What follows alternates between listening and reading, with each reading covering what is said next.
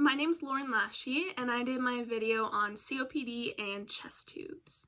So, what is COPD? COPD is damage to the airways and the tiny sacs in the lungs, also called the alveoli, and it leads to airflow limitation that is usually quite progressive, and it normally has a common cause. So, smoking is an increased risk for COPD, as well as air pollution, occupational chemicals, and genetic factors. So, some subjective questions to ask about their signs and symptoms about their current health would be, do they have a chronic cough? Is it productive, non-productive? Do they have any dyspnea, any edema, or do they have any chronic sputum present? That may show a sign of an obstructive disorder. Their past health history, do they have any previous hospitalizations due to respiratory or cardiac issues? Or have they been a smoker all their life? Have they had exposure to chemical factors for a long period of time that could cause these symptoms, and what medications they're on, and if they have any record of using supplemental oxygen. So the COPD grading scale is used by healthcare professionals to help determine the grade of dyspnea that the patient is experiencing, with strenuous exercise down to the smallest little bit of exercise like brushing your teeth or leaving the house.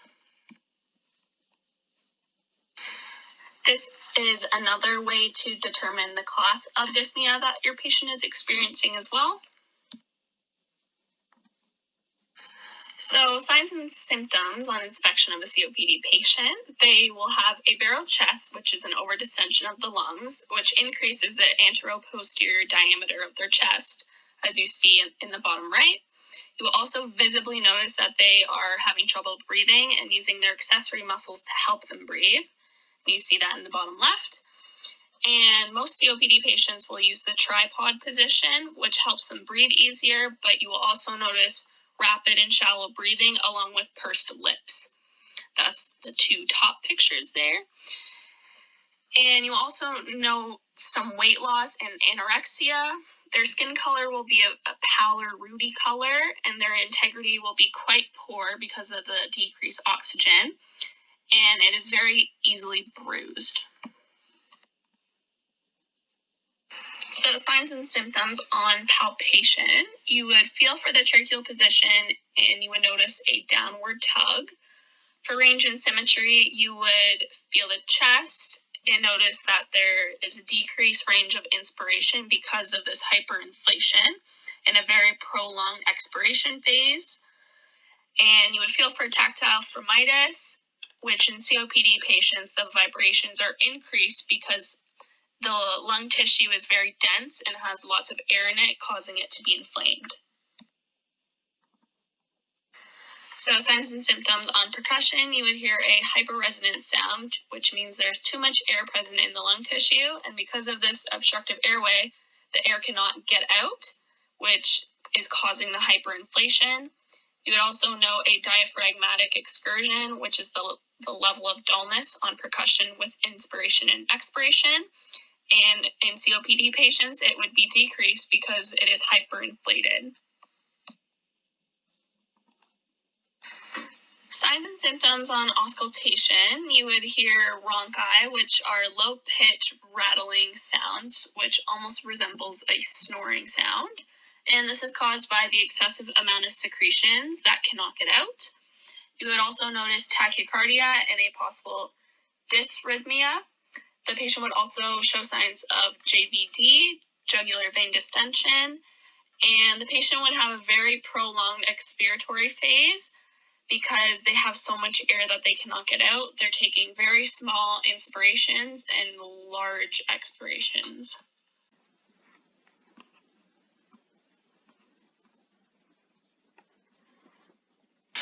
So my clinical skill is chest tubes. So what are chest tubes? Well, they are flexible plastic tubes that are inserted through the chest wall and into the pleural space or the mediastinum.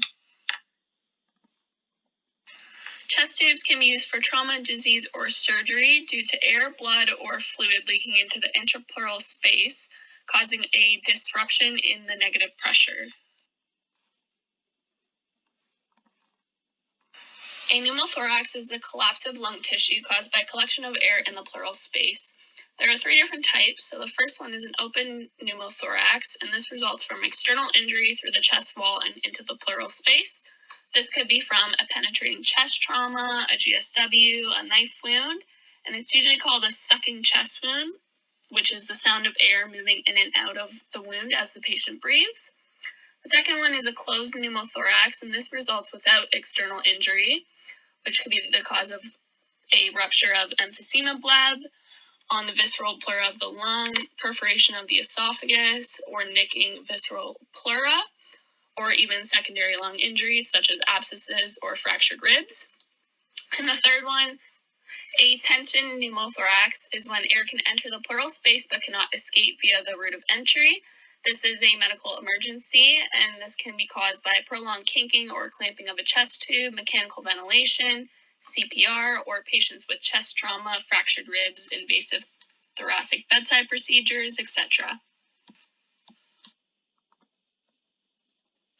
On the flip side, a hemothorax is the presence of blood in the pleural space, which results in partial or complete collapse of the lung, and it is usually a result of trauma, but can also be caused by rupture of small blood vessels from inflammatory processes such as pneumonia or tuberculosis.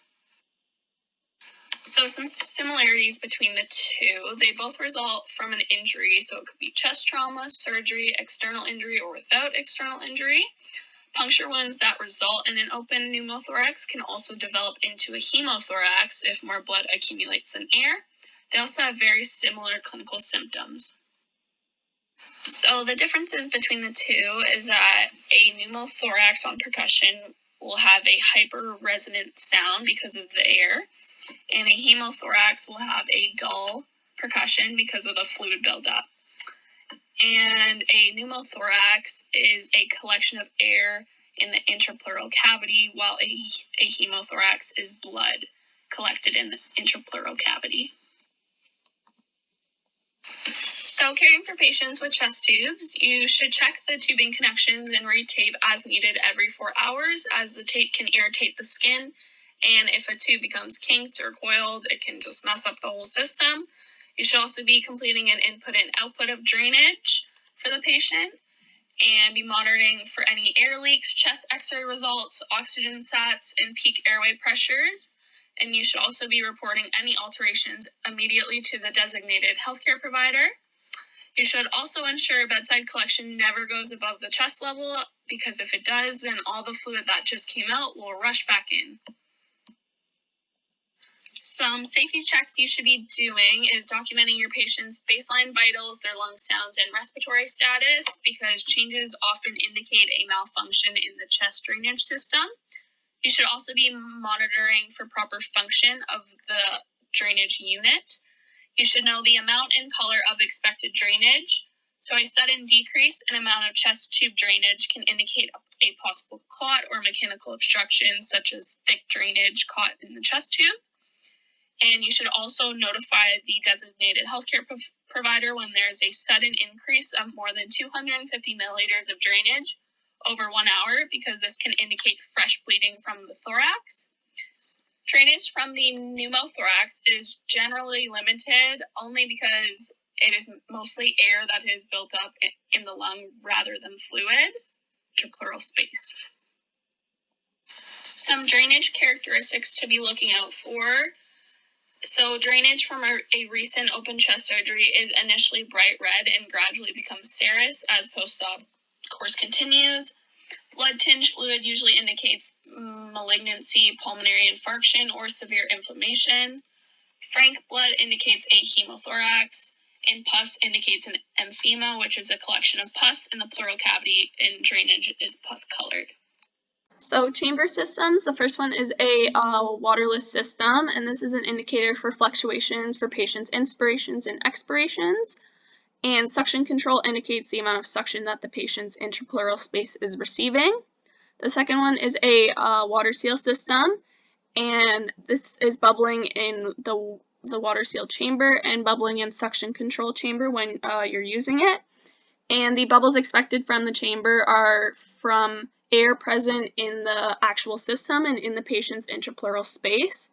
And after a short time, the bubbling will stop and fluid continues to fluctuate in the water seal on inspiration and expiration until the lung is re-expanded or becomes occluded. So some complications and unexpected outcomes. One is malpositioning of the tube on insertion, and the tube can become dislodged after insertion. And if this happens, you have to place pressure on the area right away and dress it and make sure to call the healthcare provider. You can also get recurrent hemothoraxes or pneumothoraxes. And another complication is a substantial increase in bright red drainage. And if this happens, you have to take vitals and monitor their drainage output and assess their cardiopulmonary status and notify their healthcare provider. And lastly, a sudden cessation of chest tube drainage. You should observe for any kinks and possible clots in the system and assess for the mediastinal shift or respiratory distress and notify their healthcare provider.